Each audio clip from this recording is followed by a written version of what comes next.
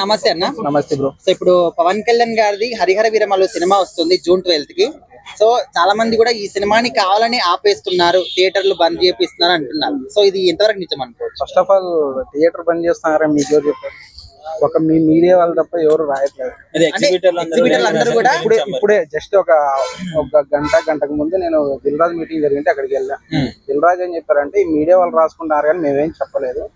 Just east గోదావరిలో percentage ప్రకారం అడిగారు వాళ్ళకి నష్టాలు వస్తున్నాయని. ఎందుకంటే ఫస్ట్ వీక్ అనమాట వాళ్ళు రెంట్ల ప్రకారం వేసుకుంటే ఒక 20 lakhs వచ్చింది అనుకో, దాంట్లో రెంట్ ప్రకారం ఒక 5 to 6 lakhs ఇస్తారు అనమాట. అదే సెకండ్ వీక్ వచ్చేళ్ళకి ఒక 5 to 6 lakhs వస్తుంది. దాంతో 1 lakh ఇచ్చేళ్ళకి థియేటర్లు కొంచెం నష్టపోతున్నారని, ఎగ్జిక్యూటర్లు తీసిపోతున్నారని, దానివల్ల వాళ్ళు ఈస్ట్ గోదావరిలో ఇష్యూ రైజ్ అయింది. ఆ ఇష్యూ రైజ్ అయినది ఇక్కడ మన నిజాంకి ఇలా వచ్చేసింది అనమాట. అది థియేటర్ బంద్ అని ఎవరు చెప్పలేదు, అది ఓన్లీ అపోహ.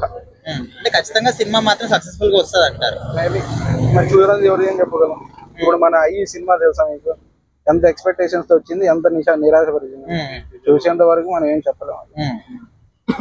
ఓకే అన్న, థ్యాంక్ యూ.